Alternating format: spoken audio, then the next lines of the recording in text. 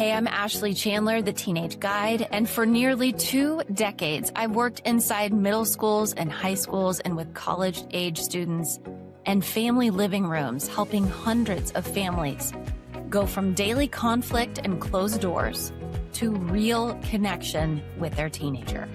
I speak parent and I speak teen, and I create a bridge between you that a lot of other methods can't and won't. If you're navigating adolescence in your home and a version of yourself you're still becoming, you're exactly where you need to be. Let's reimagine the teenage years with science and soul at the forefront. This is the Teenage Guide podcast.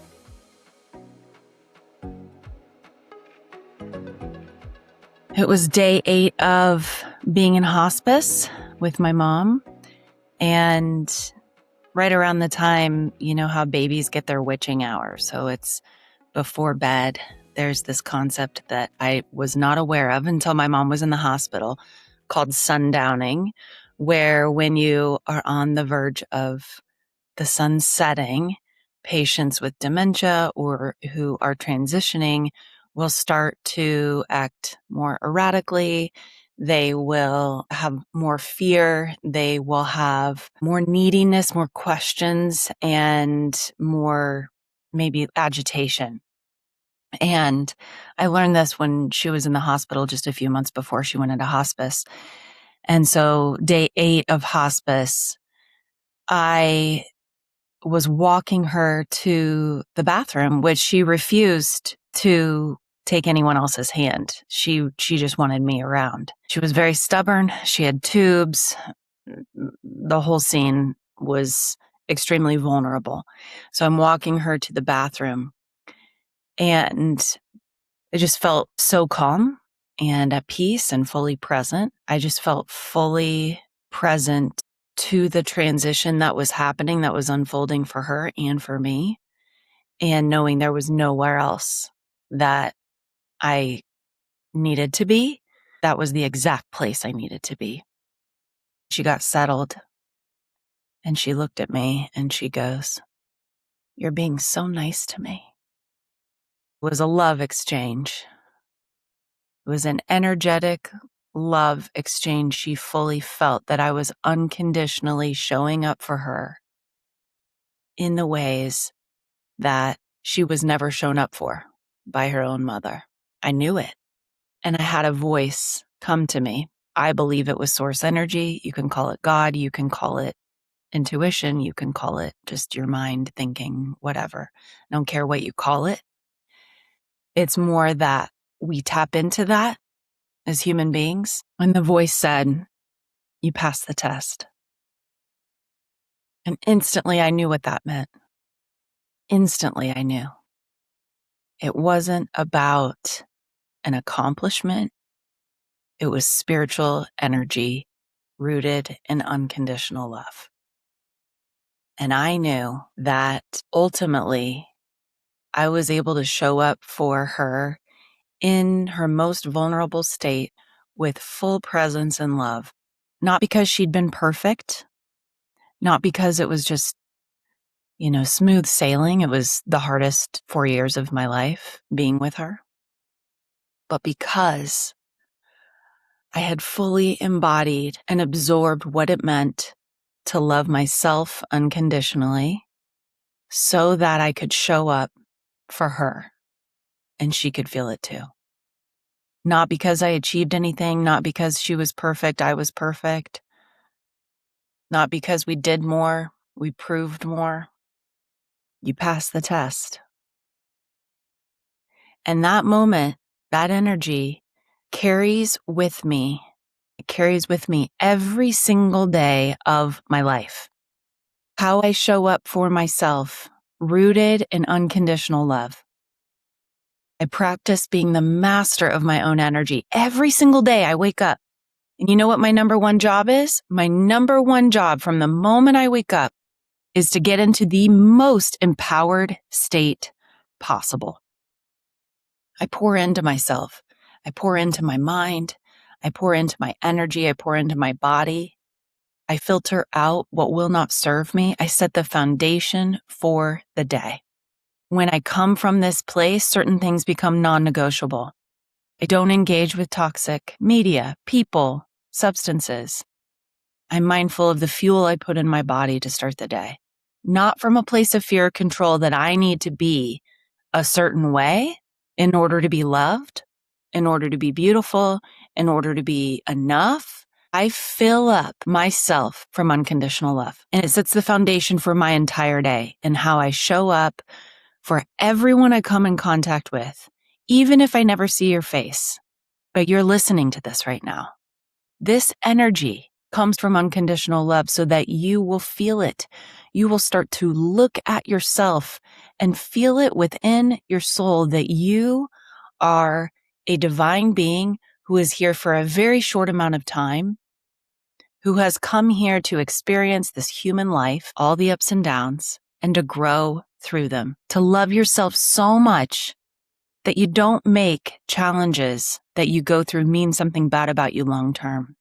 That you appreciate who you really, really are, that you care enough about yourself, that you have boundaries around your time and your energy and your relationships and your to-do list. Everyone I come in contact with feels this. That's my belief. That is my belief. This is how I operate. And it's not from a place of I'm some guru that's better than you. We are all mirrors for each other. I am reflecting back to you what is already within you. It's already there. You have so many different layers of conditioning that have told you otherwise. I am not better than you. I have a different skill set maybe than some of you.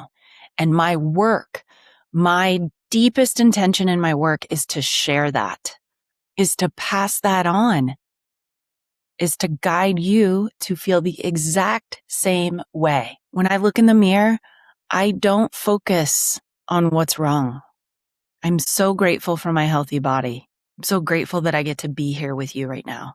We look outside of ourselves from the moment we wake up to give us the reassurance and the validation that we are okay, that we are safe. And every time that we do that, we give our power away. We have to become the masters of our own energy. We want something, we want to experience something in our lives. We have to believe it about ourselves and about what's possible for us before we will see it. And when we believe it, it shows up. It shows up. I have this really cool stitched flower thing. I forget where I got it. I think it was actually from my family, but it was like 10 years ago. So I'm not remembering the exact time, place, etc. However, we look at it every single day. It's got these wildflowers. I love wildflowers. Speaking of which, look at this. Literally on my walk today, someone had done landscaping and cut off this lavender bush, and this was just lying on the ground. You can't make this up. Lavender's my favorite, and I happen to be wearing a lavender shirt. It was just meant to be. Meant to be. So anyway, wildflowers are my favorite. And it's this stitched, I'm getting the lavender off my table here.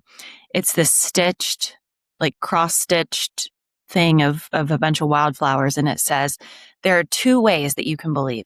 One is that nothing is a miracle. And two, as if everything is. I choose the latter. Do crappy things happen? Yes, they do. That's life. And we can choose to see them. Are they crappy? Or are they there to test us, to refine our beliefs, to refine our energy, to remind us that we are unconditional love? There's nothing that can get in our way. There's nothing that can deter you long term if you don't let it. There's nothing that can get in the way of you feeling your best and loving yourself unconditionally when you become the master of your own mind and energy. Nothing. This is the energy exchange that you get when you work with me. This is it every time. The energy exchange that I offer changes people's lives. Again, not because I'm better than you, because I reflect already what's in you and strip away all the other things that don't serve you. So my message for you today, from my soul to yours, if you're an educator, if you're a parent, if you're a teen, if you are a college kid, if you are someone that found me today, my message to you, following listening this is to feel this exchange right here, right now, every day. Remind yourself who you really are. Unconditional love. As always, if this resonates with you, if you feel this and it helps you in some way, like, subscribe, share with someone, share with a parent, share with a teenager. Remind yourself every day through this who you really are and what you're capable of. There are links below that have all my resources, and there's really exciting things in the coming weeks around back to school that I am offering parents and teens and families. And I'm so grateful that you're here with me today. From my heart to yours, never underestimate the power that you have to live the life you want to be living. Thank you so much for being here today. If this episode resonated with you, or if you heard yourself somewhere in it, that is not an accident. You are meant to be here. Come discover more about me and my work at theteenageguide.com, or follow along wherever you are. And if this episode helped you, share it with one parent who needs to hear it. A like and a subscribe means more than you know. And as always, never underestimate the power that you have as the parent, because you are the teenage guide too.